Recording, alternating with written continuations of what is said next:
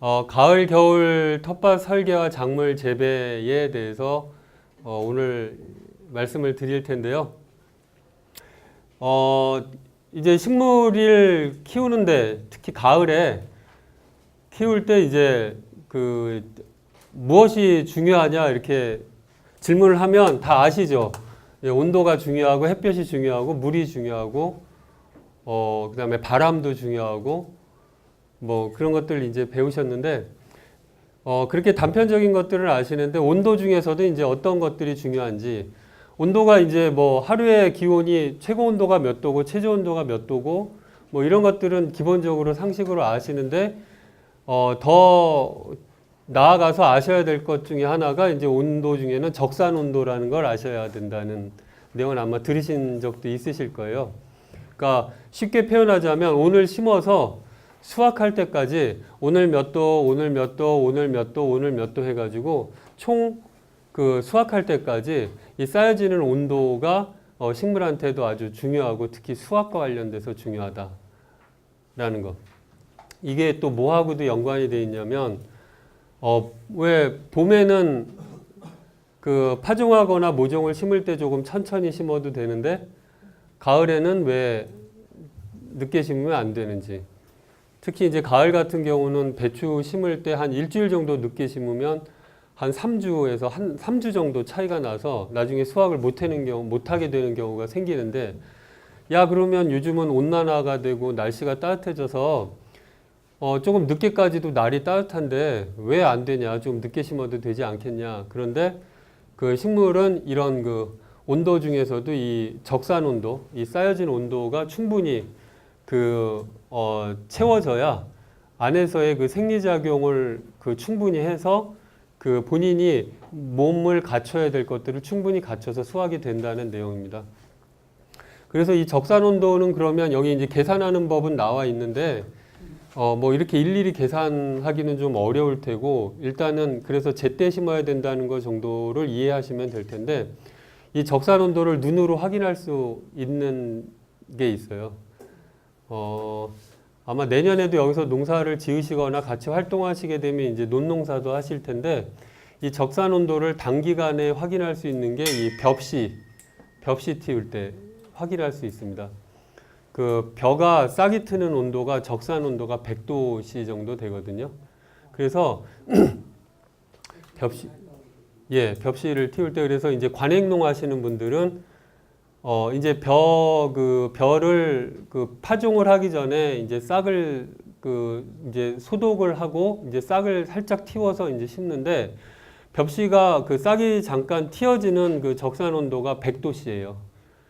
그래서 관행농 하시는 분들은 어떻게 하시냐면 그 소독을 하고 이제 침종이라고 싹을 틔우는 작업 물에다 담그거든요. 담글 때 그 물에다가 열을 가해가지고 한 3일 만에 싹을 틔우는 방법을 쓰세요. 100도씨를. 근데 이제 그 생태적으로 농사 짓는 뭐 저희들 같은 경우는 이제 일반적으로 집에서 이렇게 물을 담궜다 뺐다 담궜다 뺐다를 하는데 보통 집안 온도가 18도씨에서 20도씨 정도 되잖아요. 4월달 그때 봄에 20도씨가 가까이 되는데 그래서 보면 집안에서 그 벽시를 물에 담궜다 뺐다를 딱 5일 하면은 20도씨 5일이면 100도잖아요. 그럼 5일이 되면은 싹이 탁 터요. 그럼 아까 관행농 하시는 분들처럼 그 물의 온도를 높여서 적절하게 높여 놓으면 3일 만에 트기도 하고. 근데 이거 얼마 동안 담가요? 그것도 방법이 여러 가지인데 농사라는 게 한 방법밖에 없는 게 아니어서요. 그러니까 그 관행농 하시거나 이렇게 대량농을 하시는 분들은 그냥 물에다 담가 놓으시고 저희처럼 이제 옛날 농법으로 배운 사람들은 밤에는 담가 놓고 낮에는 물에서 빼놓고 산소 호흡하라고 그렇게 해서 집안에서 놓으면 5일 되면 딱 촉이 터요. 제가 실험을 해보려고 그거를 문 밖에서 하나 담아놓고 문 안에서 집 안에서 담아놨는데요. 역시 집 안에 것은 5일에서 7일 사이에 트고요. 밖에다 놓은 것은 7일에서 10일 사이에 터요. 그만큼 이제 쌓여진 온도도 중요하다는 거죠. 예, 그것도 알아서 여기 보시면 평균 온도가 높아지면 적산 온도 법칙에 의해서 생육 필요 기간이 짧아지고 성장이 비대할 수 있다. 인 거죠. 예. 예. 그 다음에 이제 그 온도에서 다음은 물. 물에 대해서 뭐 특별히 말씀 드릴 게 여러 가지가 있지는 않은데 여기 보시면 두 번째 보면 파종 후에 반드시 물을 주어야 함 이렇게 써 있죠. 씨를 뿌린 다음에 왜 물을 줘야 싹이 틀까요? 그 당연히 주니까 줘야지 싹이 트는 거 아니에요? 이렇게 따지시면 뭐 드릴 말씀은 없는데. 예, 그러니까요. 왜? 그러니까 사실은 몰라도 되는 일일 수 있는데 왜 씨를 뿌리고 물을 줘야 될까?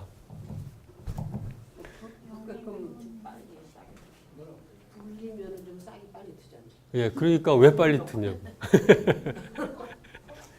예, 예, 말씀하신 대로 이제 좀 딱딱한 씨앗일 경우에는 껍질이 좀 부드러워지겠죠.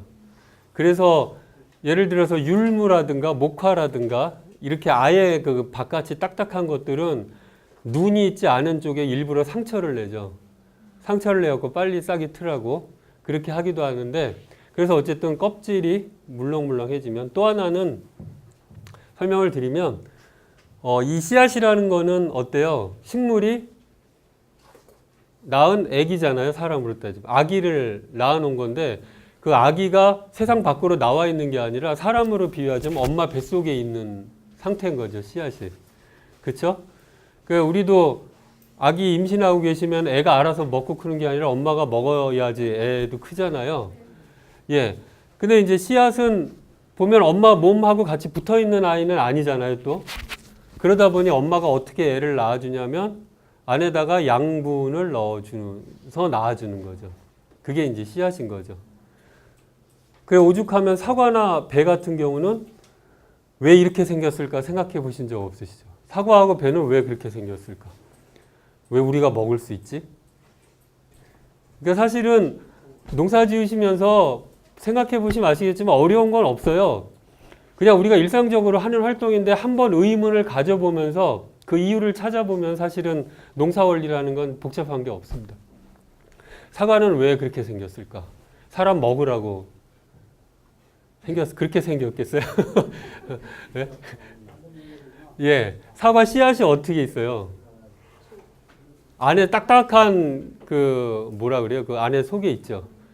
왜 거기다 넣어놨을까? 예, 사과나무는 키가 크죠. 아니 키가 있죠. 그러니까 얘가 떨어지면 아기를 보호해야 되잖아요. 그렇죠? 그리고 또 이렇게 그냥 땅 위로 떨어지면 애가 철이 없어가지고 나 세상 빨리 나갈래 그리고 씨앗이 밖으로 빨리 나와버리면 특히 우리나라에서 사과 씨가 이렇게 나와버리면 얼어 죽겠죠. 그러니까 얘가 그 여러 가지 자연 현상에 의해서 퇴적작용도 생기고 흙도 생기고 낙엽도 떨어지고 하면서 그런 것들이 흙이 돼가지고 씨앗이 충분히 덮을 만큼 시간을 벌어야 되죠. 그 다음에 또 뭐가 있어요? 얘가 세상 밖으로 나오기 전까지 먹어야 될 양분도 있어야 되고 수분도 있어야 되는 거죠. 그러니까 그래서 사과 모양은 그렇게 생긴 거예요. 근데 야 그러면은 이제 사과나 배들은 알겠다 이제. 그런데 야 그러면은 예를 들어서 벽시다. 그러면 안에 수분도 얼마 없고 그런데 딱딱한 애들은 뭘 먹고 살겠느냐. 이제 그런 의문이 생기죠. 그렇죠? 그런 것들은 씨앗 안에 있는데 수분이 필요한 거예요. 그러니까 예를 들어서 내가 사과를 키워보겠다 하고 사과 씨가 아니라 사과를 통째로 묻으면 물을 줄 필요가 있겠어요? 없겠어요?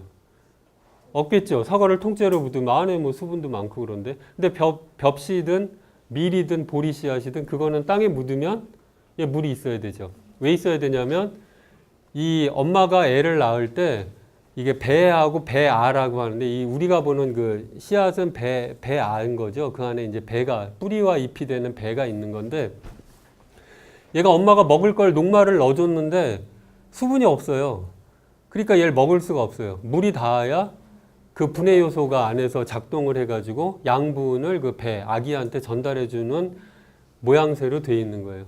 그래서 이제 씨앗을 뿌린 다음에 물을 줘야 이제 씨앗에서 드디어 이제 그 애가 음식을 먹고 이제 싹을 틀 수 있는 준비를 하는 거죠.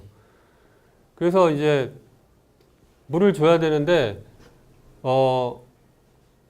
하도 따갑게 들으셨죠? 물은 아침이나 저녁 때 줘야 된다 이렇게. 그렇죠? 예. 근데 이제 하나 주의하셔야 될 건 아까 이제 씨앗하고 결부해서 말씀을 드리면 물을 많이 주면 흙 속에 공기가 부족해진다는 얘기는 들으셨죠. 근데 이제 씨앗 같은 경우도 껍질이 두꺼운 씨앗 같은 경우는 씨앗 주변에 그 수분이 많이 차면 안에 있는 배가 호흡을 못해서 발화율이 더 떨어질 수가 있어요. 그래서 이제 농사 질 때 물을 얼만큼 줘야 돼요? 그러면 거름을 얼만큼 줘야 돼요? 그렇게 물어보면 다들 그냥 적당히라고 얘기를 하는데 그게 이제 정답인 거죠. 그래서 물이 많으면 호흡을 못해서 발화가 잘 안 돼요. 물이 적으면 또 건조해서 음식을 먹을 수가 없고 그리고 또 뭐 내친 김에 연결해서 말씀을 드리면 상추하고 당근하고 파하고 씨앗 보셨어요? 예, 되게 호리호리하죠. 예, 얘네들을 씨앗을 뿌린 다음에 흙을 막 덮어주고 물을 자주 주면은 뒤척거리겠죠, 막. 그러다 보니 예, 그러니까요. 겁나죠, 물주기도. 그렇게 호리호리한 아이들 그리고 또 이제 그 뭐 배우셨겠지만 상추나 배추나 이런 호광성 씨앗들, 그러니까 그렇죠, 상추, 배추 이런 것처럼 빛을 약간은 이렇게 봐야 발화가 잘 되는 씨앗들은 또 이렇게 그 흙을 덮기도 어렵고 그러니까 이제 상당히 까다롭잖아요. 그러니까 그렇게 물을 줄 때는 오히려 씨앗을 뿌린 다음에 물을 주시고 나서 신문지나 이런 걸로 이렇게 덮어 놓으시고 싹 나오기 전까지 신문지 위에다가 물을 주시다가 한 하루나 2, 3일에 한 번씩 이렇게 들춰 보시다가 이파리가 나오면 그때 이렇게 치워 주시면 조금 걱정이 좀 덜 될 수가 있습니다. 그냥 저희 경험상 나온 거 하나 말씀드린 겁니다. 햇볕은 이제 요거는 그 전통 농법하고 연관해서 농법이라기보다는 전통 파종법하고 연관해서 같이 말씀드릴게요. 요거 이제 들깨 얘기는 들으셨을 테고, 자 이제 광포화점이라는 게 있죠. 그러니까 이제 하루 얼마 이건 뭐냐면 얼마만큼 그러니까 식물이라는 건 어느 정도 세기의 햇볕을 받아야 이제 광합성을 할 수 있는데.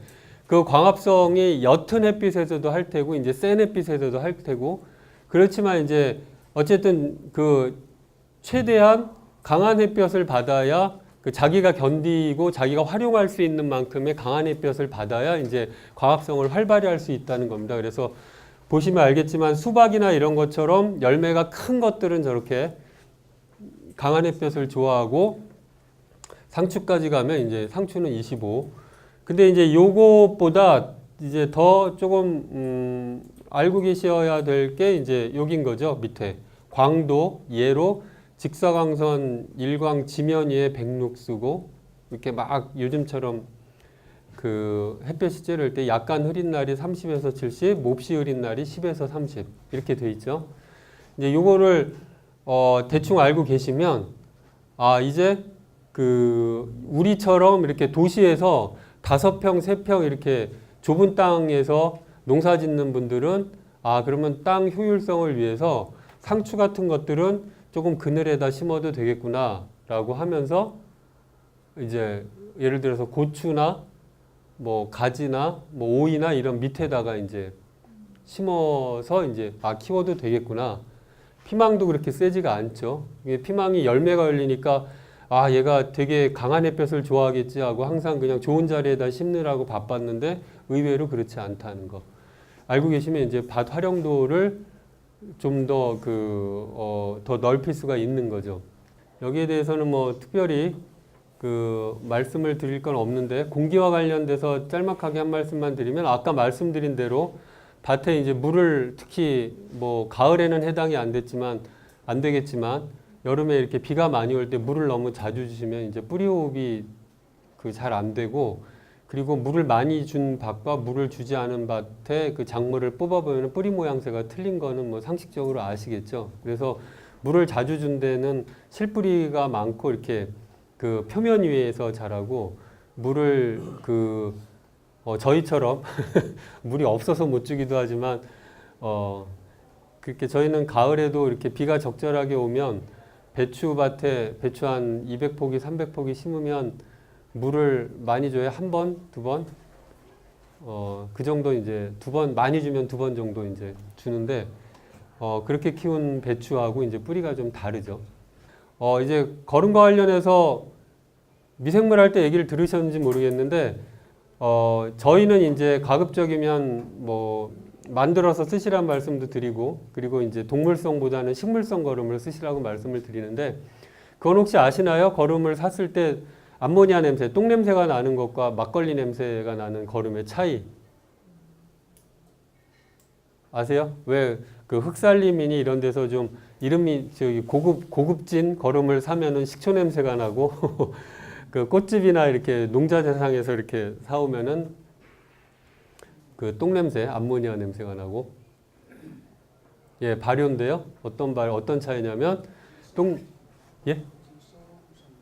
예, 그러니까 질소인데 이제 단백질이 그러니까 원료가 어떤 단백질의 원료냐? 그러니까 동물성 단백질은 예, 암모니아가 나오니까 이제 똥 냄새가 나는 거고, 그 식물성 단백질은 그 식물성 단백질을 그 미생물이 분해하는 미생물들이 이제 그 산을 배출하기 때문에 막 그 시큼한 냄새가 나는 거고, 그 차이입니다. 근데 뭐가 됐든 두 가지 다 냄새가 심하면 밭에 넣으면 안 되는 겁니다. 땅 속에서 가스가 발생되면 그 식물 뿌리가 호흡을 못해서 나올 수 있고, 그리고 또 하나 더 배우셨겠지만 질문을 해서 이건 배우셨는지 안 배우셨는지, 예를 들어 음식물 퇴비를 만들어라, 아니면 자가 퇴비를 뭐 깻묵이나 이런 거 갖다가 만들어라 하면 그냥 뭐 생물을 그냥 뭐 거름을 발효시켜서 만드냐, 그냥 그 재료를 땅에다 묻어주면 되지. 근데 묻어주면은 왜 안 되나요? 예, 뭐 가스도 있을 수 있고, 예? 예, 벌레가 더 생길 수도 있고, 예. 예, 그것도 맞고, 그 다음에 또 하나는 이제 미생물이 보통 이제 식물체 뿌리 주변에 있는 미생물들이 식물하고 질소나 이런 양분들을 교류하는데, 근데 이제 미생물이 살아가는 데는 탄소하고 질소가 필요하거든요. 자기가 몸을 유지하고 개체수를 늘려가는 데는. 근데 이제 얘가 뿌리 주변에서 막 잘 교류를 하고 있다가 생물이 저기 들어오면 그 탄소질이거든요. 우리가 대체로 주는 것들이. 그걸 먹으려고 와서 보니 질소가 부족하잖아요. 그러니까 그걸 분해하면서 땅 속에 있는 질소를 뿌리하고 교환하는 게 아니라 뿌리하고 교환하던 거를 가져가서 이제 하고, 이제 그 안에 있는 그 질소도 이제 계속 뽑아서 그걸 분해하는 데 쓰는 거예요. 그 탄소질을 분해하는 데. 그러니까 일시적으로 질소 기하 현상이 일어날 수 있어요. 그래서 말씀하신 벌레나 이런 가스 문제도 있고 그런 질소 기하 현상이 올 수 있기 때문에 생물은 넣지 않는 게 좋은 겁니다. 예. 예, 그 다음에 이제부터는 뭐 전반적으로 8월에 해야 될 일, 8월에 뭐 김장밭도 만들어야 되고 뭐 쭉쭉쭉쭉. 요건 뭐 기초과정 지나셨으니까 다 아실 테고요. 예. 그 다음에 이제 밭을 만듭니다. 이제 여기서는 이제 제가 요거는 보셨나요? 텃밭 매뉴얼이라는 텃밭보급소에서 텃밭보급소에서 만든 책에 김학준이라는 분이 그린 그림을 이제 가져온 건데요. 여기 본격적으로 들어가기 전에 몇 가지 가을 농사에 대한 뭐 팁이라고 할까? 좀 주의할 점에 대해서 말씀을 좀 드리고 다시 그림을 보면서 말씀드릴게요. 자, 가을 농사에서 중요한 거 뭐가 있을까요? 이제 배추하고 무 심으셔야 되는데 농사 경험들도 있으신 분도 계시니까 가을 농사에선 이게 지긋지긋했다 아니면 뭐 이게 정말 필요하다. 벌레, 예, 그렇죠, 벌레. 자, 그래서 벌레는 어떻게 쫓으셨어요?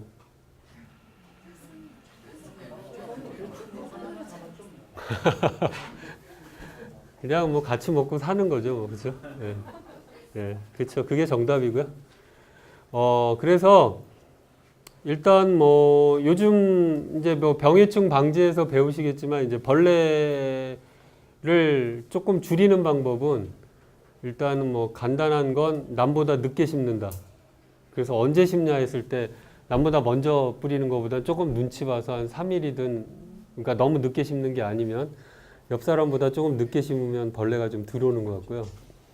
제가 한 5년 전에 그 부지런 떤다고 그 배추를 일주일 일찍 심었다가 폭삭 망한 적이 있습니다. 옆 사람보다 일찍 심었다가.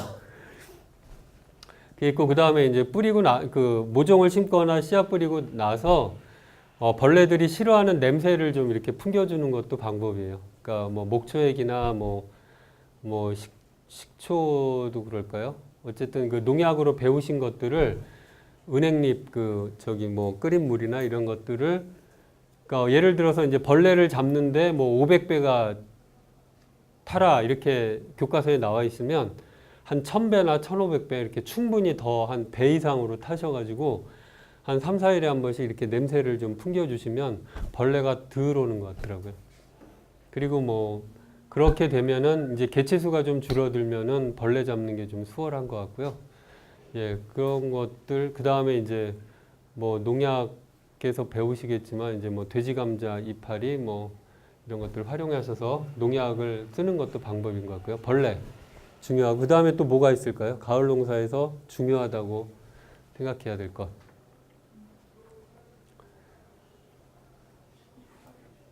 예? 예, 맞습니다. 아까 말씀드렸죠? 그 가을은 추워지고 기운이 많이 줄어들어 가니까 봄에는 어떨 때는 한 2, 3주 늦게 심어도 나중에 보니 한 일주일 정도 차이밖에 안 나고 그러는데, 가을은 이제 9월 넘어가기 시작하면 일주일 차인데 나중에 한 3주 정도 벌어지는 이런 식이어서 그 파종 시기를 맞춰야 되는 게 있고요. 꼭 제때 심어야 됩니다. 그리고 또 뭐가 있냐면 농사 기간이 짧죠. 짧다 보니까 밑거름이 중요합니다. 그래서 밑거름을 많이 주시라는 게 아니라 그 줘야 될 적당한 양을 잘 주셔야 수확이 제대로 가능합니다. 그리고 이제 배추나 이런 것들 보시면 뭐 수확을 나는 11월에 할 거니까 뭐 9월, 10월 돼가지고 10월 돼갖고 이제 뭐 한 8월, 9월까지는 바쁘니까 10월 돼서 열심히 정성을 기울여야 되겠다 이렇게 생각하고 하시면, 배추는 사실 내가 이만큼 커야지 하고 자기가 지 마음대로 마음 먹는 시기는 10월 초 중순 되면은 딱 마음 먹고 끝나는 거거든요. 그러니까 그때로 승부가 났다고 보면 돼요. 그래서 그 가을 농사는 초기에 제대로 적당히 거름을 주고 잘 자리 잡도록 해서 초기에 벌레도 그렇고, 나중에 이제 잎이 좀 굵어지고 딱딱해지고 그러면 키워보신 분들 아시겠지만 벌레도 잘 안 먹어요. 맛이 없어서. 어린 잎들을 많이 먹지. 그리고 이제 생각해 보세요. 벌레가 여름 내내 뜨거운 햇빛과 장마 때문에 땅속으로 쏙 들어갔다가 이제 가을이 돼서 선선해지니까 이제 겨울 날려고 이제 이제 먹을 의지를 많이 채워가지고 나오는 거거든요. 그래서 이제 막 갉아먹는 건데, 그때 이제 아까처럼 뭐 조금 개체수를 줄여주거나 그걸 이렇게, 관리를 해주면 이제 나중에는 좀 이제 날 추워지기 시작하면 벌레도 줄어들고 이제 피해도 좀 줄게 되고 그렇게 되는 거죠. 그래서, 제때 심어서 초기에 관리를 잘 해줘야 되는 게, 중요합니다. 그리고 하나 더 이제 밑거름이 중요하고요. 그 다음에 또 이제 나중에 생각이 안 날까봐 말씀드리면, 이제 잘못 알고 계신 것들이 몇 가지가 있어요. 이제 이것도 여러 번 들으셨겠지만 대표적인 게 이제 배추하고 무에 관련된 거, 그렇죠? 배추는 그 얘기 들으셨죠? 묶어주지 말라고. 그냥 귀가 따갑게 들으셨죠? 왜 묶어주지 말라고 하던가요? 이건 농촌진흥청에서 실험을 한 거예요. 모든 식물은 어쨌든 광합성을 해야 되잖아요. 근데 일찍 묶어주게 되면은 그 햇볕을 가급적이면 90도 직각으로 받으려고 노력을 하는데, 그걸 묶어주게 되면은 햇볕이 덜 들어가게 되니까 광합성을 못 하게 되고, 그 다음에 이제 식물은 배설을 하죠. 뿌리로도 배설을 하고 잎으로도 배설을 하고. 근데 이제 식물이 배설을 하는 그러니까 배설물이 뭐가 있죠? 대표적인 게? 예? 예, 수분. 여기는 산소부터 안 나오고 수분부터 나오지 전문가반이라서 그런지 보통 나무 심으면 산소가 많아지니까 산소 그러시는데 제가 말씀드려야 될 걸 먼저 말씀하셔서 수분이잖아요. 그래서 이제 증산작용이라고 해서 왜 일액이라고 하나요? 새벽이나 아침 되면 이제 이파리를 통해서 이렇게 물방울을 내보내잖아요. 배추를 묶어주게 되면 이제 배추가 그만큼 증산작용을 활발하게 못하게 돼요. 그래서 농촌진흥청에서 실험한 사진을 제가 담아오진 못했는데 봤는데요. 안 묶어준 게 훨씬 잘 크더라고요. 근데 묶어주는 건 왜 묶어줬을까요? 속 안 찬다니까요. 예, 얼까봐요. 이렇게. 예. 예전에는 냉장고가 없잖아요. 그러니까 김치를 최대한 늦게 해야 되는 거예요. 그러니까 배추하고 무하고 채소들을 수확을 일찍 해버리면은 집에서 보관할 수가 없잖아요. 냉장고가 없으니까. 그러니까 최대한 늦게까지 설이 내릴 때까지 밭에 있어야 되는 거예요. 그러니까 이제 얼 수가 있죠. 그러니까 이제 묶어줬던 거예요. 근데 지금은 요즘 가전제품 버리기 운동 하시는 분이 계셔서 김치냉장고가 없는 분들도 계시긴 하지만 여기 이렇게 부안이 다들 집에 냉장고 한 대는 있으신 것 같아서 그러실 필요까지 없으니까 이렇게 그렇게 하시면 되고요. 무도 마찬가지입니다. 이게 좀 길게 얘기할 건 아니까 무도 이제 잎을 따줘야 이제 무가 커질 거라고 생각을 하시는데 실험을 해보니까 그냥 놔둬도 그냥 놔두는 무가 더 컸대요. 그러니까 시래기라고 하나요? 무청을 따서 뭘 해서 드실 게 아니면 굳이 솎아실 주실 필요가 없으니까요. 바쁘신데 괜히 시간 낭비하지 마시고 그냥 냅두세요. 그냥 벌레만 안 오면. 자, 이제 그리고 제가 아까 말씀드리다가 중간에 빼먹었네요. 그 다음에 이제 제가 농사 지으면서 좀 하나 깨달은 팁을 하나 알려드리면, 이제 오늘 모종 심을 텐데, 이따가도 설명드릴 텐데, 모종을 심잖아요. 그럼 저 같은 경우는 모종 심고 나서 그 이파리 밑에다가 마른 풀을 밭에다가 다 깔아줘요. 그러니까 마른 풀을 깔아주는 이유는 봄에도 그렇고 수분 보존이 되고요. 그 다음에 이제 상추든 배추든 이런 잎채소들은 경험 있으실 거예요. 모종 심어놓고 조로로 물 주면은 땅에 자꾸 닿으면서 흙도 튀고 막 치대가지고 버리는 이파리도 생기고 또 병이 또 흙을 통해서 옮겨온다는 거는 배우셨죠? 근데 밑에다가 베개처럼 그런 풀들을 이렇게 해주면 땅으로 닿지 않아서 잎이 잘 지켜지는 게 있어요. 그래서 그게 좀 도움이 되고 수분 보존도 되고 또 하나는 뭐냐면 이렇게 풀을 깔아 놓으면 거미줄을 치지 않는 늑대거미나 이런 거미들이 그 풀 속에서 살아요. 그럼 해충을 잡아먹어서 해충이 좀 줄어드는 효과도 있습니다. 그래서 풀을 깔아 주시면은 도움이 되고 아니면 이제 요즘은 워낙 구에서도 그렇고 시에서 관리를 잘 해주셔서 풀이 주변에 없어요. 밭에 보면 다 멀리 버려져 있고 그래서 풀 구하는 것도 힘들어요. 그럴 때 이제 신문지 같은 걸 그냥 이렇게 잘라서 이렇게 네모나게 잘라가지고 이렇게 칼집을 살짝 내서 이렇게 줄기에다 꽂아주면 좀 도움이 됩니다. 그렇게 하시면 도움이 됩니다. 이제 다시 자료를 보면서 말씀을 드릴게요. 8월에 이제 밥 만들려면 이제 퇴비를 이렇게 넣어야죠. 4에서 5kg. 그래서 정리해서 이렇게 합니다. 거름을 넣고 항상 이제 밥 만들 때 말씀하실 때 그런 거 물어보세요. 이렇게 삽으로 뒤집어야죠. 그러고 물어보시는데 삽으로 뒤집어야 되나요? 거름 주고, 거름 뿌리고. 예, 흙하고 섞여서 빨리 발효되라고. 그렇죠? 예. 그래서 이제 깊이 넣어주기도 하는데요. 가장 중요한 이유는 거름이 햇볕하고 닿으면은 안에 있는 질소 성분이 휘발성이 생겨서 날아간다고.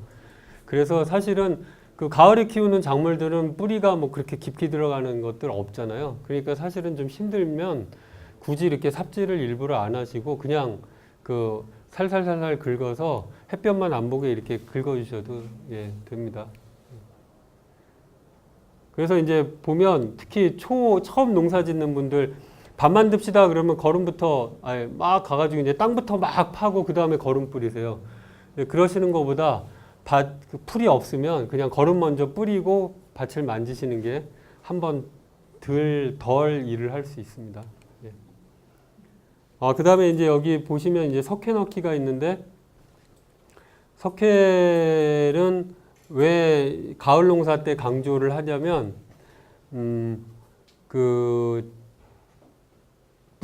특히 배추에 오는 그 뿌리옥병이 있어요.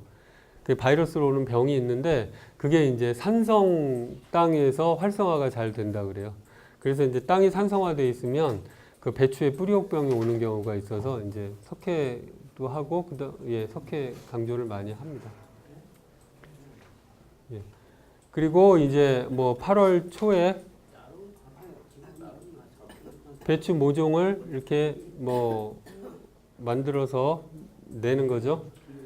보통은 이제 대체로 배추는 이제 모종을 직접 내시기보다는 아마 이제 사서 심으실 것 같고 그 다음에 이제 그 무는 씨로 뿌리시고 이렇게 하시기 때문에 이 부분은 넘어가도록 하겠습니다. 여기 이제 하나 참고로만 말씀드리면 여기 이게 이 상토를 만드는 법이 나와 있는데 이건 왜 그러냐면 우리가 일반적으로 사는 상토는 이제 화학 비료가 들어가 있어서 이제 좀 생태적으로 할 때 이렇게 만든다는 거를 알려드리는 겁니다. 그 다음에 이제 만약에 배추나 배추를 씨앗으로 뿌리겠다 그러면 이제 지금 빨리 뿌리셔야 되는 시기가 되는 거죠. 근데 뭐 해보신 분들 아시겠지만 어렵죠. 특히 이제 벌레 문제하고 그런 것 때문에. 그 다음에 이제 8월 말 또는 9월 초에 이제 오늘 우리는 이제 할 텐데 이제 정식이라고 하죠. 아주 심기를 하고 이렇게 이제 심을 겁니다. 뭐 가꾸기는 풀매기, 벌레 잡기, 뭐 북주기. 기본적으로 농사할 때 하시는 거 웃거름. 이제 요거는 농촌진흥청에 나와 있는 기본 농법입니다. 심은 후 한 달쯤 지나 완숙탭이나 오주맥비, 깽맥비 등을 2주 간격으로 3차례 정도 웃거름을 준다 이렇게 되어 있습니다. 근데 이제 상추도 그렇고 배추도 그렇고 특히 몸채를 따서 먹는 채소들 같은 경우 수확하기 바로 전에는 거름을 안 주시는 게 뭐 배우셨겠지만 안에 질소 성분이 남아 있으면 소화가 안 된 질산염 성분이 남아 있으면 그 사람한테 해를 줄 수 있기 때문에 가급적이면 이제 그 뭐 수확해서 먹기 뭐 보름 전 어쨌든 그 가까이는 거름을 안 주시는 걸로 이렇게 하십니다. 양파도 이제 요즘 뿌리고요. 여기는 넘어가도록 하겠습니다. 기본적인 것들은 아실 테니까 하나 이제 짚고 넘어가야 될 건 배추는 이제 물이 많이 필요로 하고 그 다음에 서늘한 기후를 좋아하고 그 다음에 파종하고 나서 이제 3주 정도 돼서 모종을 옮겨 심고 이렇게 됩니다. 그리고 지나가겠습니다. 그 다음에 가을무는 전뿌림으로 한 구멍에 3알 4알씩 씨 뿌리고 파종 후 20일이 지나서 쏟고 뭐 이렇게. 자, 배추부터 그럼 말씀을 드리면요. 지나가긴 했는데 자, 배추는 얼마 간격으로 심으면 되나요? 그쵸.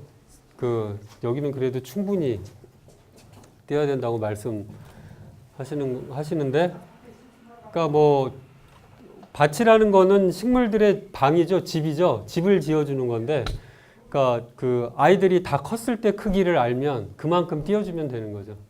그래서 이제 그렇게 심으시면 되는 거고, 그리고 근데 이제 그 간격만 띄면 되느냐? 근데 한쪽 간격은 개의 몸 크기만큼만 띄워주지만 다른 쪽 간격은 조금 더 띄워주셔야 되죠. 왜냐하면 웃거름을 줘야 되고.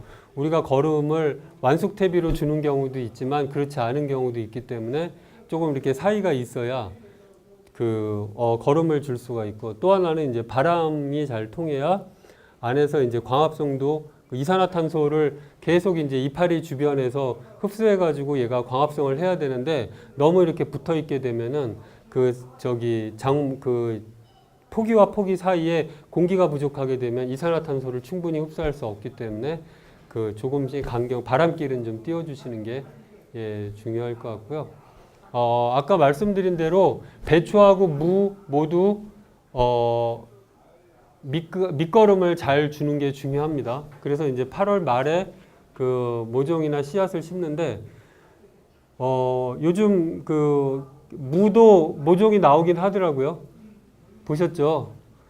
근데 이제 뿌리 채소는 모종을 안 하시는 게 얘가 그 포트에서 스트레스를 받았는데 또 이제 자리 잡는데 시간이 걸리기도 하고 이제 그 당근도 그렇고 무도 그렇고 이게 이제 포기로 돼 덩어리로 된 뿌리로 자라야 수확을 해서 먹을 수가 잘 먹기가 좋은데 얘가 이제 그 스트레스를 받고 그리고 이제 정식을 딱 그 포트에서 있게 되면은 수분과 양분이 부족하다는 신호를 갖게 되고 생각을 갖게 되고 그러면 이제 땅 속에서 인삼처럼 갈라져서 그 수분과 양분을 최대한 표면적을 흙하고 접합하는 표면적을 넓히기 위해서 인삼처럼 갈라져 버려요. 그래서 제가 알기로 당근은 거의 100% 그 요즘 모종 안 나오죠. 모종이 한 몇 년 전, 한 5, 6년 전에 나온 적이 있는데 나온 이후에 실패해가지고 이제는 안 나오는 걸로 알고 있고 근데 무는 아마 저기 좀 되는 모양이에요. 그래서 아직도 나오긴 하는데 가급적이면 씨앗으로 뿌리시는 게 좋을 것 같고요. 그 다음에 이제 무하고 배추하고 수확하는 시기도 좀 비슷한 게 좋아요. 무가 좀 빨리 크는 편이에요. 그래서 무를 배추 모종 심을 때 무도 모종을 심어서 무가 좀 일찍 커버리면 나중에 그 수확해가지고 또 보관해야 되는 경우가 있습니다. 그래서 그냥 배추 모종 심을 때 무는 씨앗으로 뿌린다 이렇게 생각해 주시면 될 것 같고요. 그리고 그러면 무는 간격을 얼마를 둬야 될까요? 예, 30cm. 30cm면은 예, 30cm, 뭐 40cm. 예. 최소한 30cm는 띄는 게 좋겠죠. 그 다음에 40cm까지 두시면 더 좋고요. 저는 좀 저기 선생님처럼 좀 넓게 심는 편이긴 해요. 그 습관이 그렇게 들어서. 그렇게 좀 이렇게 가성비라고 하나요? 효율적으로 농사를 짓는 스타일은 아닌데, 그렇게 심어야죠. 왜냐하면 이제 잎이 충분히 커서 그 서로 부대끼면서 광합성을 못하는 경우가 생기면 안 되니까 충분히 넓게 띄워줘서 심어주는 게 좋습니다. 그러면 이제 그 다음에 무하고 배추하고 지금 계속 섞어서 말씀을 드리는데, 자 그럼 무는 심으면 이제 점점 덩어리가 올라오잖아요. 그걸 못 보고 또 막 안타까워서 북을 주시는 분들이 계신데 그냥 바깥으로 나와서 자라는 거예요. 그냥 두시면 되고 그 다음에 파란 부분과 하얀 부분 뭐 요리법에 따라서 쓰는 용도도 다르고 또 뭐 파란 부분이 더 사람 몸에도 좋다고 하고 뭐 이런저런 말들이 있는데 어쨌든 그냥 자기가 세상을 좀 보면서 크고 싶어서 나오는 거니까 굳이 그렇게 덮어주려고 안 하셔도 예, 됩니다. 그런데 이제 배추하고 무 키울 때 주의해야 될 것 중에 하나가 또 뭐가 있냐면 이제 기온이죠. 요즘 이상 기온이 가끔 있어서 그 10월 말에도 뭐 눈이 내릴 때가 있고 이제 서리가 그 영하로 갑자기 내려갈 때가 있는데 배추는 영하 뭐 3도, 5도까지는 버틴다고는 하는데 보통 3도까지는 그래도 그냥 놔둬도 뭐 그렇게 크게 얼지는 않는 것 같아요. 물론 얼었다 녹은 배추도 먹을 수는 있습니다. 작년에 보니까 그 저희 사는 지역의 고등학교에서 꽝꽝 얼었다 녹은 배추 가지고 김장을 담그더라고요. 그래서 잘 먹었대요. 그러니까 뭐 그냥 놔두셔도 되는데 어쨌든 얼지 않게 하려면 온도가 어쨌든 영하 3도 이렇게 밑으로 내려가면 좀 주의를 해야 되는데 무는 그냥 0도씨 밑으로 내려가면 바로 얼어버려요. 그러면 무는 얼었다 녹으면 먹기가 좀 어렵죠. 그래서 무는 이제 영하로 내려간다 그러면 수확을 하거나 아니면 뭐 담요가 되든 비닐이 되든 이렇게 해가지고 살짝 그 새벽에 밤엔 덮어놨다가 아침에 이제 해 뜨면은 다시 치워주시고 이렇게 해서 이제 며칠 더 수확을 못할 경우엔 그렇게 놔두시면 예, 될 것 같습니다. 예. 그러고 뭐 배추하고 무도 그렇게 그 초기에 아까 말씀드린 뭐 거름 문제나 벌레 문제 이런 게 아니면 크게 어려움은 없는 것 같고요. 그리고 하나 이제 그 가을 농사할 때 아까 말씀드리다가 하나 빼먹었는데 가을 농사 시작할 때 준비하셔야 될 게 이제 그 이후 얘기도 들으셨겠지만 오줌하고 그 계란 껍질 칼슘 액비는 준비를 해 놓으시면 도움이 됩니다. 그래서 이 몸체를 키워서 몸 전체를 수확하는 작물들은 어쨌든 간에 질소 거름이 제일 중요한데 뭐 다른 작물도 마찬가지지만 근데 질소 거름은 오줌에 많잖아요. 그리고 사람 오줌에는 미네랄도 있어서 그래서 오줌을 미리 담아서 뭐 5병이면은 1.8리터짜리 뭐 1병, 2병 정도만 이렇게 담아 놓으시면 그걸 물에 한 5배 타서 중간중간에 주시면 되고 근데 칼슘 액비는 왜 그러냐면 두 가지예요. 하나는 어쨌든 몸에서 빨리빨리 그 순환되면서 소모가 되는 게 질소인산 칼륨하고 칼슘이어서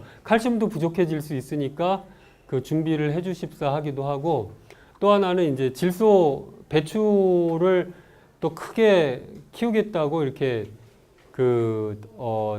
질소를 많이 주게 되면 오줌 거름이든 뭐든 이렇게 질소 거름을 많이 주게 되면 질소 거름이 칼슘 거름의 흡수를 방해해 가지고 또 칼슘 부족이 올 수도 있어요. 그래서 줄 때는 어쨌든 두 가지를 좀 고루 같이 주시는 게 좀 도움이 될 것 같고요.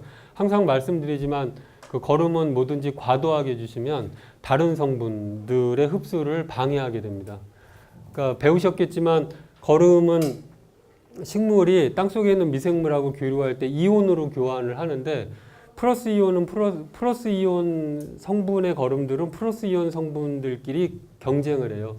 그러니까 어느 한 그 플러스 이온 성분이 많은 그 영역을 차지하게 되면 다른 그 플러스 이온 성분이 그 뿌리 주변에 가질 못하게 되니까 그 거름 부족 현상이 옵니다. 마찬가지로 마이너스 이온도 마찬가지고요. 그래서 열매를 잘 먹겠다고 여름에 이제 고추하고 뭐 이런 것들 잘 수확하겠다고 열매 거름이 인상 거름을 많이 주면 나중에 마그네슘 부족이 올 수 있고 그래요. 그래서 항상 적절하게 그 땅이 산성화되는 것도 마찬가지잖아요. 산성화 pH라는 게 수소 농도 아닙니까? 그러니까 식물 뿌리가 배설을 할 때 수소를 배설을 하는데 그 배설을 하는데 그 수소 이온이 워낙 힘이 세고 많은 양이 배출되니까 땅 속에 이제 수소 이온이 플러스 이온이 막 자리를 차지하고 있으니까 다른 거름 성분들이 뿌리 주변으로 못 가는 거예요.